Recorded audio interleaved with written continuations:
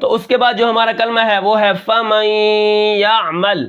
تو اب اس کے ہجے کس طرح ہوں گے، اس کو کس طرح پڑھیں گے؟ سب سے پہلے کیا ہے، فا کے اوپر زبر ہے، فا زبر فا، اس کو ہم نہیں کھینچیں گے، فا میم یا زبر مئی.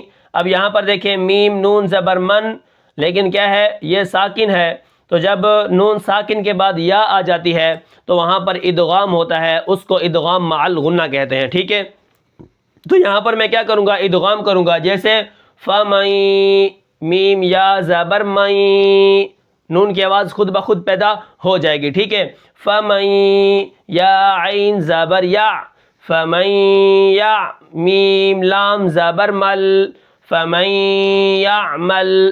اب یہاں پر دیکھیں فا کے اوپر زبر ہے، تو یہ حرکات میں سے ہے، حرکات 3 ہیں جیسا کہ میں نے آپ کو پہلے بھی بتایا ہے. اس کے بعد کیا ہے، فا کے بعد کیا ہے، نون کے اوپر جزم ہے. جب نون ساکن ہے اور نون تنوین کے بعد یا آ جائے، اب یہاں پر نون ساکن ہے، اس کے بعد یا آ گئی، تو میں کیا کروں گا، اس نون کو یا کے ساتھ ملا دوں گا، یعنی یہ اس کے ساتھ مل جائے گی.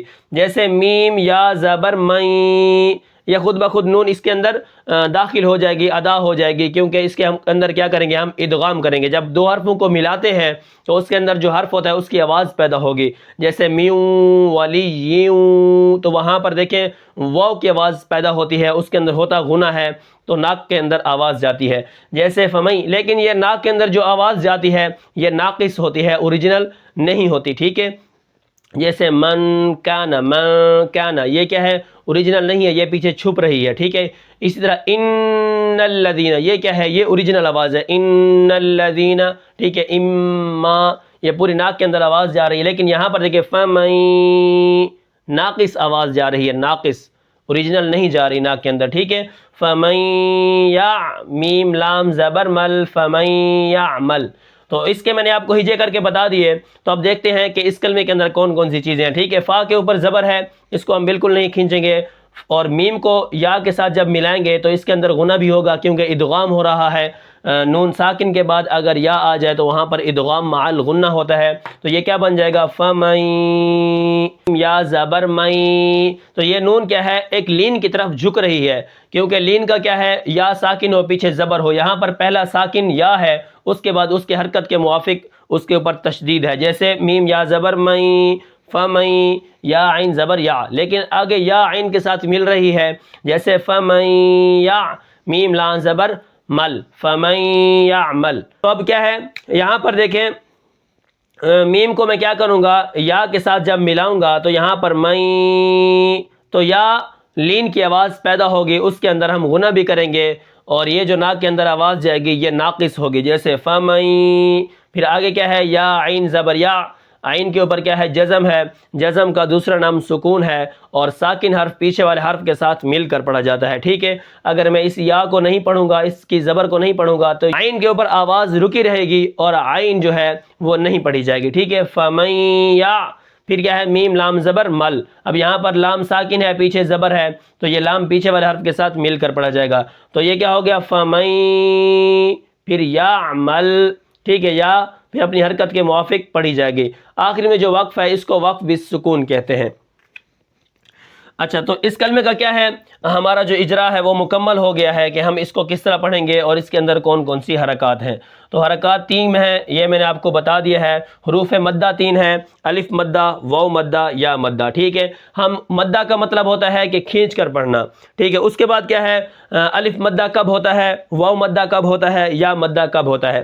الف مدہ اس وقت ہوتا ہے کہ الف ساکن ہو، پیچھے زبر ہو. جیسے الف ساکن ہے، پیچھے زبر آ گئی تو یہ الف مدہ ہو گیا، اس کو ہم 1 الف کے برابر کھینچ کے پڑھیں گے.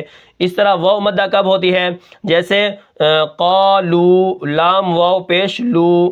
ٹھیک ہے، یہاں پر دیکھیں واو ساکن ہے، پیچھے پیش آ گئی، تو یہ واو کی مثال ہے. اسی طرح یا کی مثال یہاں پر آ گئی، میم یا زیر می قو. یہاں پر یا ساکن، پیچھے زیر، یا مدہ ہو گئی. الف ساکن، پیچھے زبر، یہاں پر الف مدہ ہو گیا.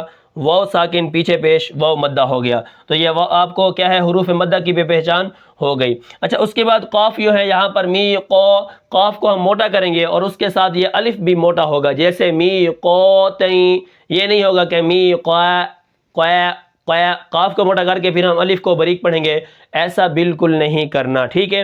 ہم نے کیا کرنا ہے، میقاتین، الف بھی اس کے ساتھ موٹا ہو جائے گا۔ اس کے بعد آتا ہے تنوین، یہاں پر دیکھیں دو زبر ہے، اب دو زبر جو ہیں اس کو ہم کیا کہتے ہیں، تنوین کہتے ہیں۔ دو زبر، دو زیر، دو پیش کو ہم کیا کہتے ہیں، تنوین کہتے ہیں۔ تنوین کا مطلب جو ہے کہ تنوین کے اندر کیا کرنا ہے، گنہ کرنا ضروری ہوتا ہے۔ اور تنوین کہتے کسے ہیں، جیسے میم دو زبر من، آخر میں جو غنے کی آواز پیدا ہوتی ہے یہ نون تنوین ہے، اس کو کیا کہتے ہیں، نون تنوین کہتے ہیں۔ اس کے بعد جو حروف لین ہے، وہ حروف لین میں نے آپ کو بتایا ہے کہ وہ دو ہیں، ایک کیا ہے، واو لین، یا لین۔ یا ساکن ہو پیچھے زبر ہو یا لین، واو ساکن ہو پیچھے زبر ہو تو یہ کیا ہوتا ہے، واو لین۔ یہاں پر واو لین کی مثال ہے، واو ساکن ہے پیچھے زبر ہے، یا واو زبر یو، ٹھیک ہے۔ اب یہاں پر اب دیکھیں یا کی مثال ہے یا لین کی، یعنی میم یا زبر مئی، پھر یا زبر یا، فمن یا، یہاں پر نرمی کے ساتھ پہلے جھکاؤ ہوگا یہ ہو یا لین کا، لیکن اس کے بعد ہم اس کی حرکت کے موافق پھر ہم پڑھیں گے، ٹھیک ہے۔ تو یہ جو ہے نا جب تشدید ہوتی ہے یہ دو بار پڑھی جاتی ہے، ایک پیچھے والے حرف کے ساتھ مل کر، دوسری مرتبہ اپنی حرکت کے موافق۔ اس کے بعد وقف بالاسکان، میں نے آپ کو بتایا تھا کہ جو وقف بالاسکان ہے وہ 5 موقعوں کے اندر ہوتا ہے، ٹھیک ہے۔ نمبر 1، آخر میں ایک زبر ہو، ایک زیر ہو، ایک پیش ہو، دو زیر ہوں، دو پیش ہوں۔ اگر یہ آخر میں آ جائیں تو وہاں پر جب ہم رکیں گے، العالمین سے العالمین، الرحیمی سے الرحیم، ٹھیک ہے، نستعین سے نستعین، غفور سے غفور، ٹھیک ہے، اسی طرح خبیرن سے خبیر۔ تو یہاں پر جب تنوین آئے گی، دو زیر اور دو پیش، ٹھیک ہے، اس کے اوپر ہم وقف کریں گے، اس کو ساکن کر دیں گے۔ اس طرح ایک زبر، ایک زیر، ایک، یہاں پر کیا ہے، وقف بالاسکان ہوتا ہے۔ تو ان موقعوں کے اندر ایک زبر، ایک زیر، ایک پیش، دو زیر، دو پیش کے اندر کیا ہوتا ہے، وقف بالاسکان ہوتا ہے۔ اس کے بعد کیا ہے، تشدید۔ تشدید کیا ہے، پیچھے والے حرف کے ساتھ مل کر پڑھی جاتی ہے اور دوسری مرتبہ اپنی حرکت کے موافق۔ اگر آپ کو تشدید کا نہیں پتہ، آپ کو تشدید کی نہیں پہچان، تو یہ جو 3 دندان بنے ہیں اس کو تشدید کہتے ہیں، ٹھیک ہے۔ اس کو پڑھنے کا طریقہ یہ ہے کہ یہ پیچھے والے حرف کے ساتھ مل کر پڑھی جاتی ہے اور دوسری مرتبہ اپنی حرکت کے موافق، ٹھیک ہے۔ تو یہاں پر ہمارے سوال مکمل ہو چکے ہیں اور میں امید کرتا ہوں کہ آپ کو یہ آج کا سبق سمجھ آیا ہوگا۔ پھر ملتے ہیں انشاءاللہ اگلے سبق میں، تب تک کے لیے مجھے اجازت دیجیے، اللہ حافظ۔